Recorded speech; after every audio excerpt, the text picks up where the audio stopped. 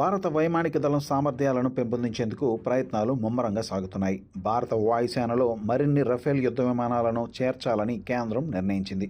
ఇందుకోసం ఫ్రాన్స్ నుంచి 114 రఫేల్ యుద్ధ విమానాలను కొనుగోలు చేయడానికి భారతదేశం సిద్ధమవుతోంది. కొనుగోలు ప్రక్రియను ప్రారంభించేందుకు అభ్యర్థన పత్రం ఫ్రాన్స్కు పంపనున్నారు. ఫ్రాన్స్ ఈ ఎల్ఓఆర్ను ఆమోదించిన తర్వాత యుద్ధ విమానాల కొనుగోలుకు సంబంధించి భారతదేశ ప్రతిపాదనల కోసం అభ్యర్థనను సిద్ధం చేస్తుంది. అయితే ఇక్కడ ఎల్ఓఆర్ అనేది ప్రభుత్వాల మధ్య రక్షణ కొనుగోళ్లను ప్రారంభించడానికి అధికారికంగా మార్పిడి చేసుకునే పత్రం. ఇందులో అవసరమైన సామర్థ్యాలు, పరిమాణం, కొనుగోలు చేయాలనుకుంటున్న రక్షణ పరికరాల సాంకేతికత వివరాలు ఉంటాయి. తదుపరి ప్రక్రియలో భాగంగా రిక్వెస్ట్ ఫర్ ప్రపోజల్ ఖరారైన తర్వాత వ్యయ సంప్రదింపుల కమిటీని ఏర్పాటు చేస్తారు.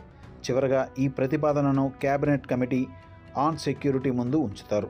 సిసిఎస్కు ప్రధానమంత్రి నరేంద్ర మోడీ నేతృత్వం వహిస్తున్నారు. భారత్లో భద్రత, రక్షణ విధానాలు, నియమాలకు సంబంధించిన విషయాలపై అత్యున్నత నిర్ణయాధికార సంస్థనే సిసిఎస్. ఇక రక్షణ శాఖ కార్యదర్శి ఆర్కే సింగ్ అధ్యక్షతన ఉన్న రక్షణ సేకరణ బోర్డు ఫ్రెంచ్ తయారీ సంస్థ డాసాల్ట్ ఏవియేషన్ నుండి 114 రఫేల్ యుద్ధ విమానాలను కొనుగోలు చేసే ప్రతిపాదనకు ఆమోదం తెలిపిన దాదాపు 3 నెలల తర్వాత ఈ సిఫార్సు లేఖ అధికారికంగా ఖరారైంది. ఆ తర్వాత ఈ ప్రతిపాదనను రక్షణ మంత్రి రాజ్నాథ్ సింగ్ అధ్యక్షతన ఉన్న రక్షణ సేకరణ మండలి ముందు ఉంచారు. భారతదేశం కొనుగోలు చేయనున్న 114 యుద్ధ విమానాల్లో 90 భారతదేశంలోనే తయారవుతాయి. ఈ తయారీని భారతదేశంలో డాసాల్ట్ ఏవియేషన్, భారతదేశానికి చెందిన ఒక ప్రైవేట్ తయారీ సంస్థ సంయుక్తంగా నిర్వహిస్తారు. ప్రస్తుతం IAF 36 రఫేల్ జెట్లను నడుపుతోంది.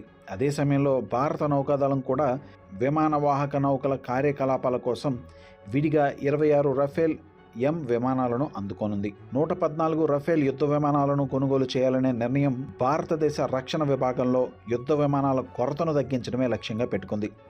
ప్రస్తుతం మంజూరైన 42 స్క్వాడ్రన్లకు గాను IAF 29 యుద్ధ స్క్వాడ్రన్లను మాత్రమే నిర్వహిస్తున్నట్లు సమాచారం. ఇది ఇలా ఉంటే గత ఏడాది మే నెలలో పాకిస్తాన్ ఆక్రమిత కాశ్మీర్లోని ఉగ్రవాద శిబిరాలపై భారతదేశం చేపట్టిన ఆపరేషన్ సింధూర్లో రఫేల్ జెట్లు కీలక పాత్ర పోషించిన సంగతి తెలిసిందే.